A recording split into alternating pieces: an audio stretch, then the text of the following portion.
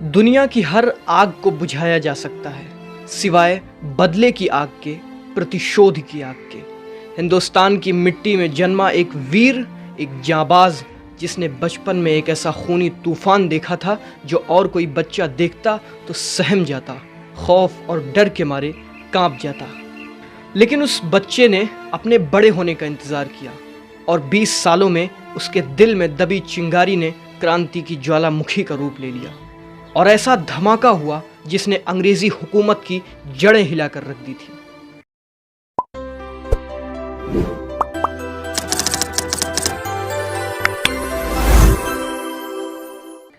अस्सलाम वालेकुम, नमस्कार, आदाब। मैं अनस फारूकी और आपका खैर मकदम करता हूं अपने चैनल अनस बेबाक पर।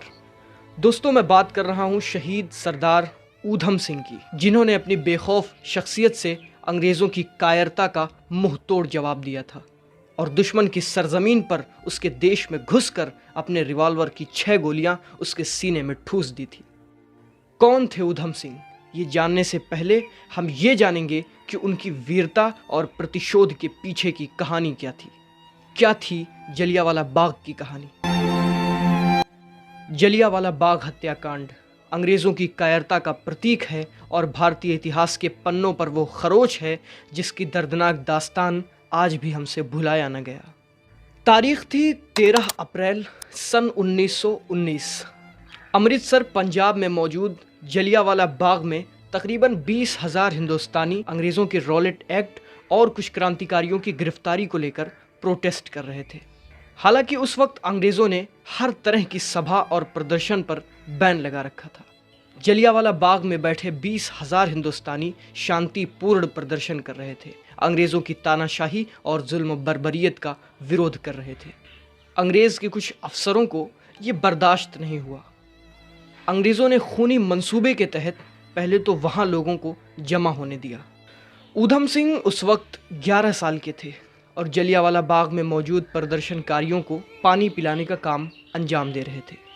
जब इस प्रदर्शन की खबर पंजाब के गवर्नर जनरल डायर तक पहुंची तो उसने अंग्रेज़ सिपाहियों की फ़ौज लेकर जलियांवाला बाग के गेट पर पहुंच गया।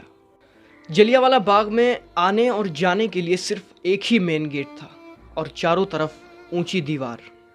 जनरल डायर ने मेन गेट पर तोप लगा दिया ताकि कोई भी हिंदुस्तानी बचकर भागने न पाए और अंग्रेज़ सिपाहियों को अंधाधुंध गोलियां चलाने का आदेश दे दिया। तकरीबन 20 मिनट तक अंग्रेज़ फ़ौज बेतहाशा फायरिंग करती रही। बंदूकों से निकलती गोलियां न जाने कितनों को यतीम और बेवा कर रही थी, न जाने कितने परिवारों को ख़त्म करती हुई दीवारों पर जा टकराई, जिसके निशान आज भी उन दीवारों पर बाकायदा मौजूद हैं। आह, सिसकियाँ, चीख और तड़प का वो खूनी मंजर किसी क़यामत से कम नहीं था। खून की बूंदें धूल में मिल रही थी, अंगारों सी दहक रही थी। कतरा कतरा शोला था, क्रांति शिखाएं निकल रही थी। 11 साल का लड़का ऊधम अफरा तफरी और गिरती लाशों के बीच लड़खड़ाता दौड़ता उसी मैदान में मौजूद एक कुएं में कूद गया और भी कई हिंदुस्तानियों ने अपनी जान बचाने की खातिर उसी कुएं में छलांग लगा दी। अंग्रेज़ों ने लाशों से उस कुएं को इस कदर भर दिया कि अगर कोई नीचे जिंदा भी रहे तो दम घुटने से उसकी मौत हो जाए। 20 से 25 मिनट गोलियां चलने के बाद आवाज़ें थम गईं। चीखें अब कराह में बदल चुकी थी।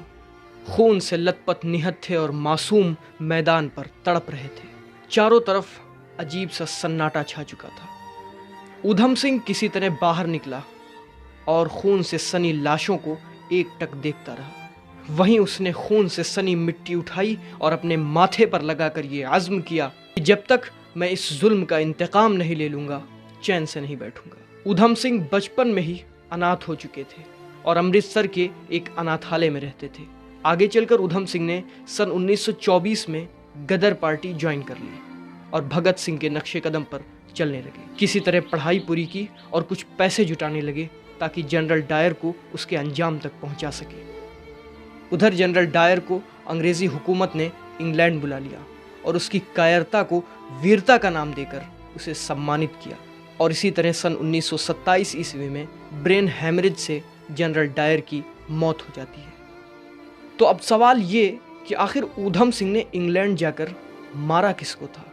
आपको यहाँ थोड़ा सा इतिहास समझना होगा। जलियांवाला बाग हत्याकांड में जो फौज को लीड कर रहा था वो था जनरल रेजिनॉल्ड डायर।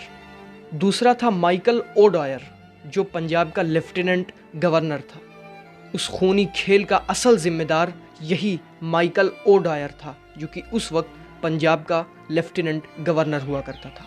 उसी के आदेश पर जनरल डायर ने ये खूनी खेल रचा था। दोनों डायरों के नाम और स्पेलिंग में थोड़ा फ़र्क है। ऊधम सिंह अपने सीने में क्रांति और इंतकाम की आग समेटे हुए किसी तरह इंग्लैंड आ पहुँचे और कई दिनों तक मौके की तलाश में इंग्लैंड ही रहे। एक दिन उन्हें खबर मिली कि माइकल ओ'डायर इंग्लैंड के कैक्सटन हॉल में एक मीटिंग में स्पीच देने के लिए शरीक होने वाला है।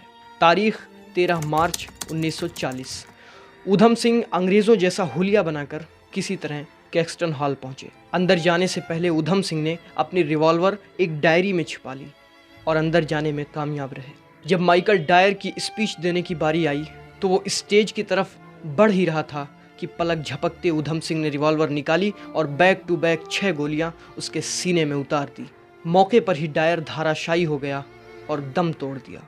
ऊधम सिंह ने फख्र से सर उठाकर रिवॉल्वर फेंकी और भागे नहीं, वहीं अपनी गिरफ्तारी दी और ये पैगाम दिया कि मैं कातिल नहीं हूँ, मैं क्रांतिकारी हूँ। 21 सालों के इस इंतकाम को आज ऊधम सिंह ने अंजाम तक पहुँचा दिया था। अंग्रेज़ ऊधम सिंह की इस आइडियोलॉजी को लीक नहीं करना चाहते थे और 4 महीने बाद ही फांसी की तारीख तय कर दी। 31 जुलाई सन 1940 ईस्वी को ऊधम सिंह को फांसी दे दी गई।